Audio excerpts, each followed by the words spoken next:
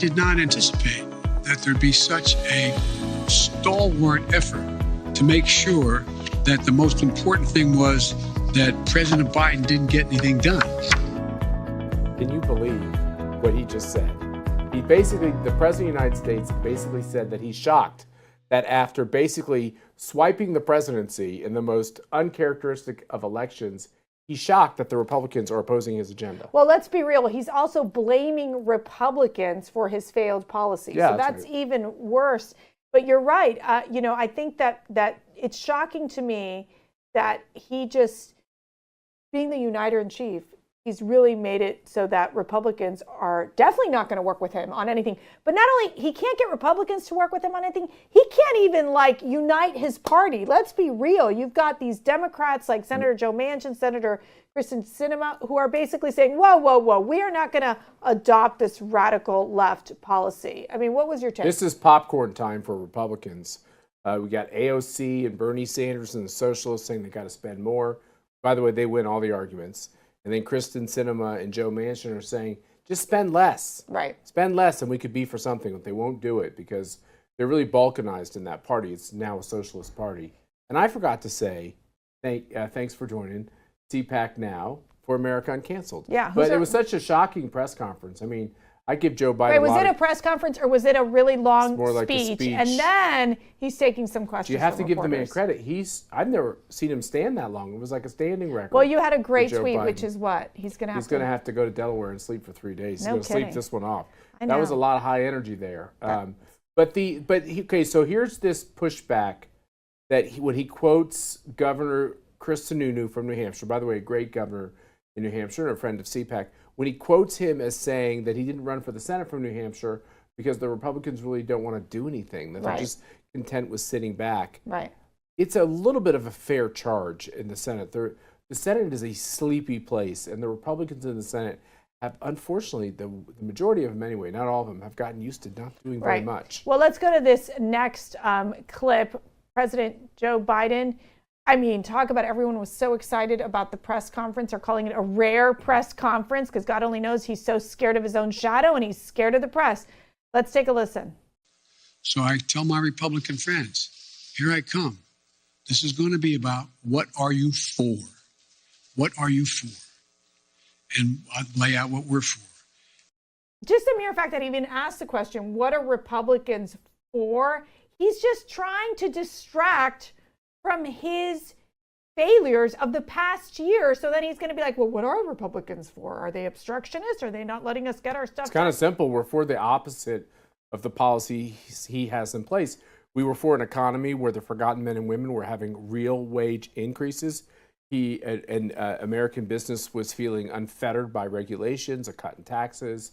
Overseas, we were projecting strength, which KT McFarland is going to be on to talk with us about, but we were projecting strength, and we didn't have to worry as much about China and Russia because we were on offense and they were on defense. Energy independence. That's right. The ability to use the earth in a responsible way to get the energy we need, the fossil fuels we need. You sounded like an environmentalist there. Use the earth. Well, look, I mean, God's as you know, it's the free market people that believe in being good stewards because they want to get a lot more of it. The farmers understand how to be good stewards. Matthew, let's put this into 2 words. America first. That's what we're for. That's what Republicans are for. That's what conservative is for. It's making sure that our children get the best quality education, that parents can choose where their kids can go to school, where there's educational freedom, where parents have a voice in the school system. Okay, so you were just on Fox News with Karl Rove. What would his answer be about what Republicans stand for? Schlapp, you worked for him. What would he say? Look, I think that there's a lot of establishment Republicans that are still trying to figure out what this whole MAGA, America First thing is. But I would say, despite the Liz Cheneys and the Adam Kinzingers, and unfortunately Dan Crenshaw seem to embrace them, I think Republicans, including conservatives, MAGA folks, and establishment folks, are pretty united in this idea. We want to defeat socialism. We want to uphold the Constitution. We want to defend cops. We think the military is an awfully important thing to fund and stand behind. We believe that, if we can empower American people with freedom and opportunity, we can have so much. No matter how hard they make it for minorities to vote, I think you're going to see them willing to stand in line and defy the attempt to keep them from being able to vote. So this is a disgraceful lie, Mr. President. If there are people of color, if there are black people that wanted to vote that were prevented from voting because of their color, why don't you name their names? Why don't you give the examples? You don't have those examples because, as Ted Cruz and others have pointed out, the turnout of these populations was actually incredibly high, partly because of ballot harvesting and some of these other techniques that were used, but you don't have the names of the people that were denied entry into the polling place because it's a figment, and it's a figment of your imagination that harkens back to your own history. The Democratic Party held KKK, Jim Crow in its bosom in the South and helped develop these terrible terrorist organizations and efforts to deny black people the ability to vote and their full civil rights. So once again, if you can destroy history and replace it with a convenient version of that history, you can change politics, and that's what they're trying to do. But there's so much more to unravel here. We'll do that tomorrow on our show, but we've got some great guests tonight. Who do we have on? We have KT McFarland, one of our great board members and a senior fellow and a former Deputy National Security Director for Donald Trump. And we have who else? Alex Bruzewitz, who is a great social media entrepreneur, the CEO of X Strategies, who has donated to our First Amendment Fund. And we're going to put that up on the screen later in the show so people know how to contribute this. This is the fund that CPAC has developed to raise money to uphold the constitutional rights of those who are not powerful and not wealthy, but they don't want to get trampled on, and they shouldn't get trampled on. Hey, Schlapp, you just got in the mail an envelope, and it said Liz Cheney. My assumption is she's asking you to give some money. What's your response? Look, she was a friend of ours. I was going to send a note to the team, the Liz Cheney team, and be like, wrong address, return to sender. She was a friend of ours, but here's the thing I would just say to the Cheney family, with respect. What happened to Scooter Libby was an outrage. What happened to people who worked for Bush Cheney, who were prosecuted because of their political views. By the Democrats. Yeah. By the Democrats was outrageous. How dare she participate in this star chamber to tar and feather and to really destroy and slime people simply for believing in the Trump agenda. And how dare she do that? And I hope that we defend each and every one of these people. Good. Well, we're going to be right back with KT McFarland. Stay with us.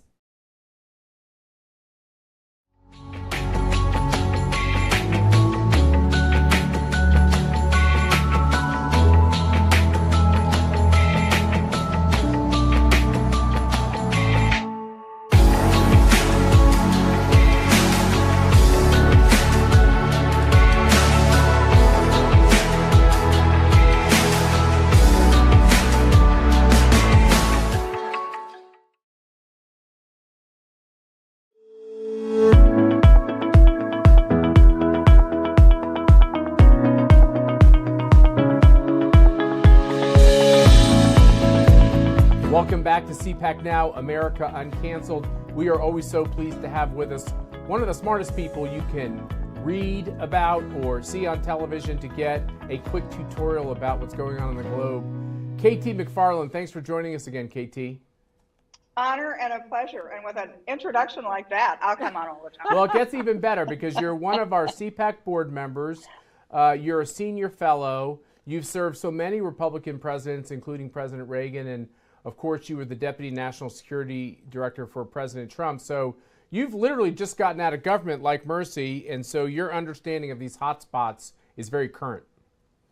Well, thank you. They are pretty hot. Well, let's jump right into this. So we know that President Biden, it's his 1-year anniversary. I got to tell you, KT, you understand this too. Do you imagine being in the White House right now, looking at how little they've been able to accomplish and how much President Biden and his team have destroyed all in like 365 days? Yeah, I don't think I've seen a crash this fast, although, you know, Mercy, I have a feeling that a lot of the people in the White House are all part of the same echo chamber. They think everything's terrific. The only thing they think is a problem, well, temporary problem with the polls. I don't think they have any idea what's about to hit them domestically, but they certainly are not prepared for what's about to hit them internationally.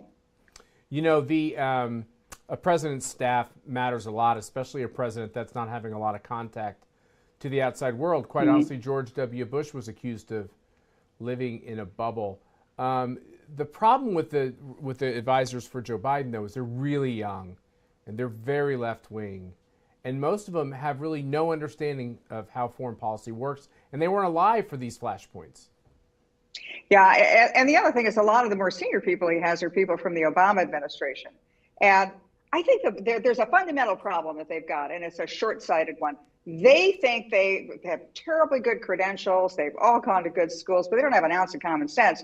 And what they don't understand is the United States is in a very different position now than we were a year ago, and certainly than we were 20 years ago. Gone are the days when an American Secretary of State or an American president could say, I want you to do this to a foreign leader. I want you to go there to another foreign leader. Nobody's paying any attention anymore. And particularly after the last year we've had. A year ago, we had all the high cards in Europe with Russia, with Ukraine. We threw them all away. Energy independence is the most important one. Biden gave it all up. So now where are we? We're now boxed into a really dangerous situation with Ukraine, where there are no good outcomes for the United States or for Ukraine or really for Europe. And it's really, I think, entirely of Biden's doing. He keeps saying, well, I'm boxed in. Yeah, you're boxed in, all right, but you built that box. Yeah, no kidding. I think he provided his own tape so that he can tape his own box together. But you do mention White House Press Secretary Jen Psaki actually talked about the Russia-Ukraine situation as being an extremely dangerous situation with the possibility of Russia attacking Ukraine. You wrote a piece on FoxNews.com basically saying that American diplomats, they are scurrying around Europe in hopes of stopping Russian aggression against Ukraine. They are unlikely to succeed. Where will this end up, KT? Well, it's all up to what Putin wants to do. Diplomacy is, if you're negotiating without leverage, you're not really negotiating. You're just pleading. Really, you're just begging. And that's where we are now. Let me just set the stage for you of what's happened in Europe. So Germany and the rest of Europe, but Germany imports a third of its energy right now from Russia. There's an energy crisis in Europe, partially of Russia's making, partially of other factors. It is now twice as expensive. If you're a German citizen, you're paying double this year to heat your house than you were a year ago. If you're in Britain, you're paying double to put gas in your car. So Europe is in the throes of an energy crisis, and Russia controls their energy, oil and natural gas.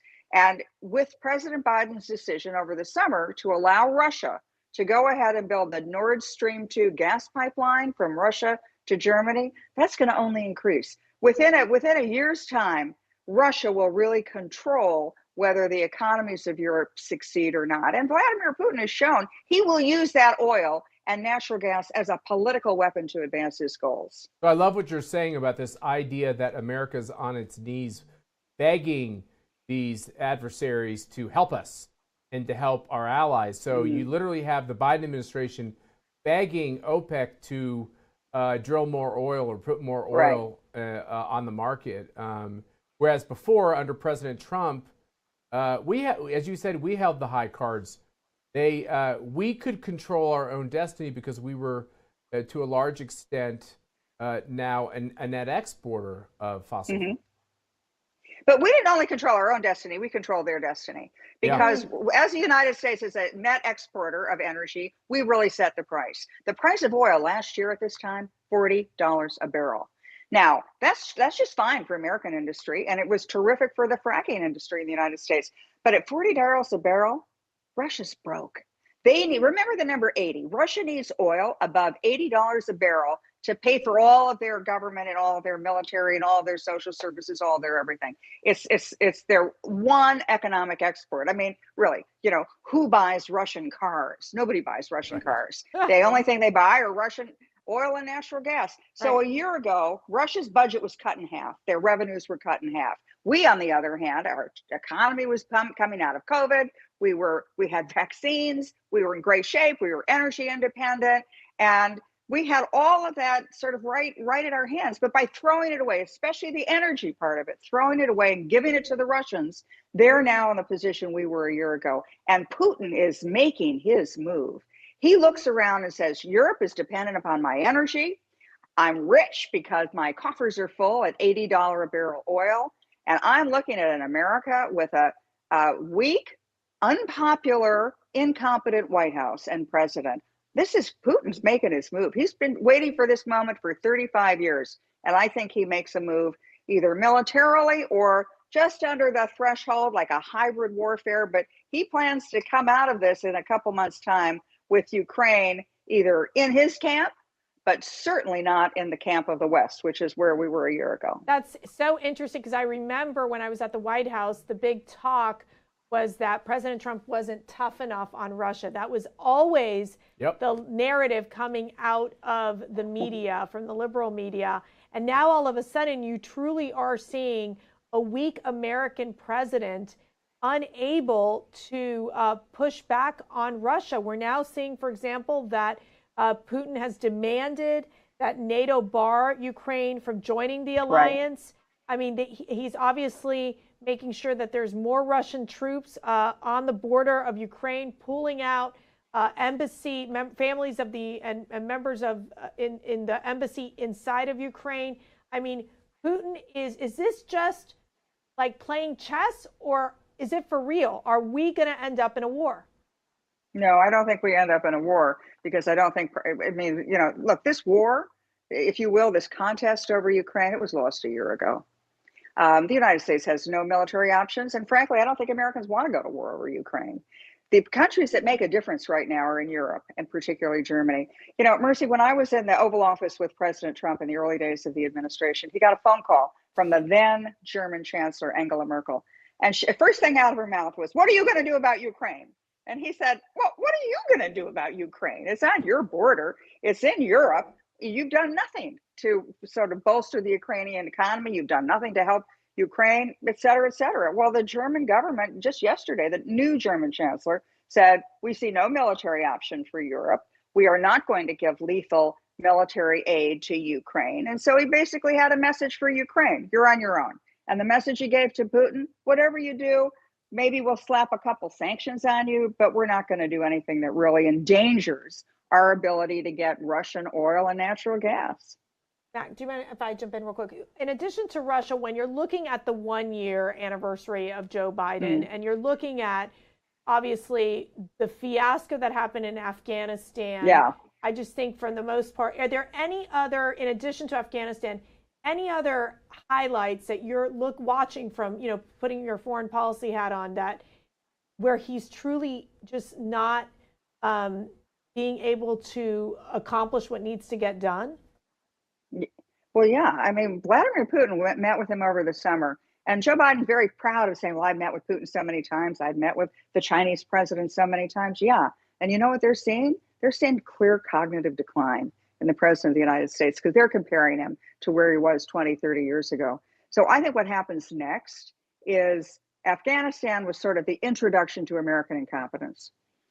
I think Ukraine happens in a crisis within the next 6 weeks. China's looking at this. China wants to get through the Olympics at the end of February. But I think if it looks like Russia succeeds in some fashion with Ukraine, neutralizing Ukraine or even getting Ukraine back in their boat, then I think the Chinese are going to say, well, maybe it's our time. So you got like a 1-2 punch where the Russians do this and then the Chinese do that. And then the North Koreans are looking and they're saying, well, if America isn't stopping any of these guys, maybe we ought to really get serious about nuclear weapons. And then the Iranians, they'll say, well, you know, this is a free field for us. So the problem with foreign policy, I guess it's really politics is the same way. Once you see a vulnerable adversary, people don't lean back and give you a hand up. They go right after you. And I think that's what you'll see in the next year.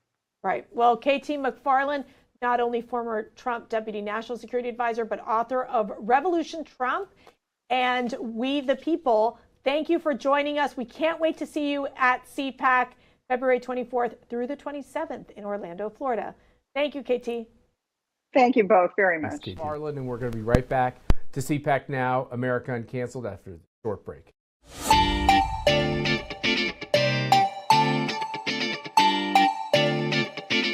Okay, we're here in Florida. What's happening February 24th through the 27th, 2022, Schlapp? We're going to have a big nationwide CPAC once again in Orlando, Florida. Just like last year when they canceled us in the swamp, we've decided we're going to make sure that no one cancels us, including Brandon. And there's TW Shannon. How are you, man? I'm great. I'm TW. I am Matt and Mercedes' brother from another mother. And you're from the wrong state, too, but that's okay. It's all right. Everybody loves Florida. Yeah, but you're going to be at CPAC, right? Absolutely. The greater the freedom, the greater the wealth. All right, so tell these people they got to go this next year. You got to be at CPAC. February 24th is the date. You don't want to miss it. All conservatives from around the country will be there, and you need to be there, too. And go to conservative.org to register. And follow us on social media. You might be offended sometimes, but you'll be okay.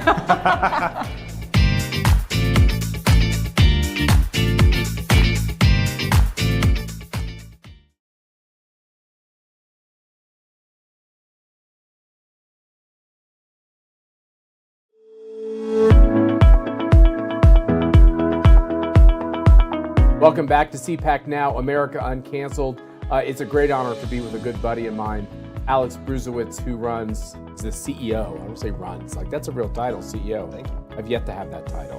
One day. Of X Strategies, an America First focused digital communications firm and a strong Trump ally. And sadly, really tragically, one of these people that's a victim of this renegade, really illegal 1-6 committee. Let me just get it off my chest.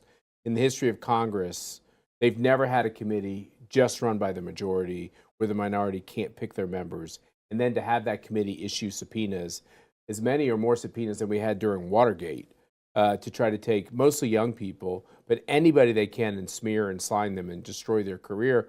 And now we have American companies like Verizon and AT&T going along with the subpoenas, which are not legitimate subpoenas because there's no minority on the committee, there's no minority counsel. It's all a charade. Yeah, absolutely. And thank you for having me on, and thank you for all that you're doing to stand with the Trump supporters and Trump allies who have become victims of this sham committee. As you mentioned, it's a constitutional rogue committee. There's no respect to the Constitution. I always love hearing these idiots say that there's a threat to democracy. Well, folks, we don't have a democracy. We have something called a constitutional republic, and there's a document called the Constitution that they need to follow. And these 10 fools, all Democrats, by the way, on this commission, they refuse to follow the Constitution. And so I'm not going to play along with their charade like a lot of these others have. I'm not going to legitimize them. And so, like as I continue to mention, if they come for me, we're going to deal with it then. But as of right now, I'm going to mock them and treat them with contempt because they deserve it. So on the financial side, the downside when you get called into Congress, it's something that happened to me, unfortunately, multiple times when I worked for President Bush and after I even left the White House. Like, they don't let Republicans go. Basically, what they want to make is, if you're a Republican, if you're a conservative, now if you're a Trump supporter, they basically want to make you illegitimate, make your beliefs illegal. It's an all-out assault on the First Amendment. But you went on Twitter and offered to raise $50,000 for the legal defense of all these folks. At ACU, we've established through our C3, our ACU Foundation, we've established the First Amendment Fund, which, by the way, all of you can contribute to. There are other great funds that are out there that are raising money to protect the constitutional rights of these victims. We'll put it on the screen so you know the link and know how to give. But you offered to give money to the First Amendment Fund. The next thing you know, you've wind up in trouble with the committee. Yeah, well, I have $10,000 for you because you guys are doing the Lord's work by standing up with the Trump allies and all of the people that worked for President Trump that did literally nothing involved with January 6th, but just because they worked for him, they're a target. And so I got some money for you guys, but I'm also donating $10,000 to the Patriot Freedom Project. They are raising money to fight for criminal justice rights for the J6 defendants. And I keep saying that some of these people that were arrested involved with J6, they might go to jail, but every American has a constitutional right to a speedy trial, and the way that they're being treated at the D.C. Gulag is a disgrace. I donated $20,000 to a gentleman who did nothing but sign paperwork for a permit, and he has 11 children. And so it's sick what they're doing to these people. And so I'm not going to be intimidated. I have a lot of financial resources. I've been blessed by God with a lot of financial resources to give back, and I'm going to do that. And there's nothing that dinky Adam Kinzinger or Liz Cheney can do to stop me. We got a letter today from one of these corporations that are following along with these subpoenas as if they're actually legally sound. Mm-hmm. And in the letter, they talk about the attack on the Capitol. It's interesting when people use propaganda and use words. I'm sure there were people who were at the Capitol who I don't agree with their tactics. Right. But this is about whether or not you treat the left and the right the same. Mm-hmm. So when they attacked the White House, if we're going to use this word, when they attacked President Trump in the White House, when they nearly breached the gate, when he had to be taken into the bunker in the White House, which hardly ever happens. Right. That's almost like when a foreign power is threatening the United States of America. That all happened, and it was all called a protest. When I was involved in the Brooks Brothers protest to stop the illegal taking of the election in 2000 on behalf of Al Gore, we were called the Brooks Brothers riot. Yeah. That riot was us clapping our hands and chanting slogans. That's a riot. How come whenever the left does something, it's it's a logical expression of their grievance and a protest, but every time we do it, it's a violent riot. Now they're saying that it was an attack. But why does this wording change depending on your politics? Well, because we have an incredibly dishonest press, and we can't do anything. We can't push back against this narrative. We got to do something about the dishonest press when we get power. And I think that Republicans are waking up to that. President Trump shed light mostly on the fake news, the enemy of the people.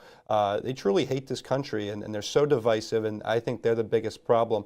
I mean, remember on January 6th, they had the cameras so perfectly positioned with a few people breaking into the protest, and there's 14,000 hours of footage that they refused to release. The cameras were everywhere. They were out there like a plant. Who knows if they were involved in it? But the narrative spread like wildfire, and the left is so good at that because they control big tech and they control all of the corporate press. And also, maybe they just have a higher standard for us because we're intelligent people, and the people that show up to the Democrat protests, they're not mentally all there. And so maybe they give them a break and they call them protesters and us rioters. But it just boils down to having a dishonest and corrupt press, I believe. Yeah, and then you have all this question about like who really was there. You have the question about the federal involvement in ginning up the crowd. Why didn't Nancy Pelosi take the steps to actually secure the Capitol? I mean, I've been in government 10 years. I've been in the executive branch. I've been in the legislative branch. When they are fearful of a security breach, they take huge precautions.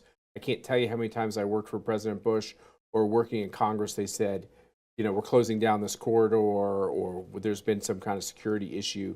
None of that. Yeah. None of that seemed to occur on 1/6, which is peculiar. It's important to remember also that the Capitol Police gave out a permit for a peaceful protest, and every American has a constitutional right to peacefully assemble and peacefully speak their mind.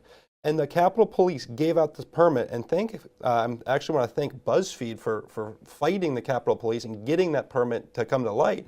And so everybody knew people were coming to the Capitol that day. And so everybody was like, why are they marching to the Capitol? Well, the Capitol Police gave out a permit, and it was widely advertised and widely promoted, and it was 50-plus speakers were invited to speak and exercise their First Amendment rights to cheer on the 147 lawmakers who were going to exercise their constitutional duties to debate the results of the election. And so, that's why people showed up that day. It wasn't like, oh my God, there was this coordinated effort to attack the Capitol. No, there was a coordinated effort to protest the results of the election. Absolutely. Nobody shied away from that. And so Nancy Pelosi failed to secure that Capitol. She put everybody who showed up for that peaceful protest lives at risk. She put all of the lawmakers' lives at risk. And I think that people are going to start going on offense and ask Nancy why she failed to secure the Capitol, why she threatened their lives by allowing these people to come in, and also who is Ray Epps. Yeah, who is Ray Epps? I think that's exactly right. And were there other Ray Epps? If there's one, there's probably multiples. And it's interesting when you see this film. I have no problem with any film coming out, including the film of Mitt Romney running down that hallway. But put it all out there. Let the American people see it. The mom jeans. I think the problem that a lot of Americans have with what's happening on 1/6 is that a lot of people couldn't come to the nation's capital. But if you look at polling, huge swath of this country believes that the illegal voting, the non-checking of the voter ID, not verifying that someone was a legitimate voter, the obvious illegal ballot harvesting that occurred in multiple states. It was a coordinated effort, which we now know is almost $500 million to get ballots in boxes that would never be checked. Yeah. And it really bothers people. So they view it as when you step up and speak up against this illegal activity, somehow that's out of bounds. And I'm not advocating violence, neither are you, but you have the right to, when we want to protest, they'll always call it a riot. Yeah. And they'll then always say it was violent. And then they'll lie and say 5 cops were killed by us or something like that, right? Total lie. This is always like the next step. Yeah. And so, you bring up a lot of good points in that. And it's hilarious that, so what the Democrats want with this commission, they want us to apologize for asking for transparency, questioning the government, asking if there was irregularities in the election. Tens of millions of Americans still believe there were. And so the whole effort from November 3rd, or sort of November 4th to January 6th, there were hundreds of peaceful protests across the country. I spoke at a couple. I was outside of the Capitol building in Wisconsin saying, please be peaceful. The media wants a story. We're peaceful. All we want is transparency. And that was the only call. We wanted transparency. The American people deserve transparency. And that was what January 6th was supposed to be. 147 lawmakers answered the calls of their constituents.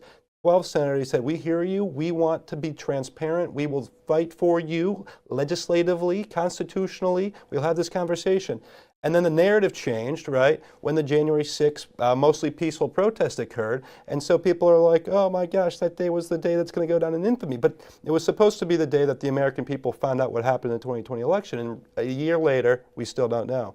And so I will never apologize for asking my government to be transparent with me. I will never apologize for asking questions about the election. And it's also hilarious, they just subpoenaed Trump's lawyers. And the top line, it says, they spread falsified information about a rigged election.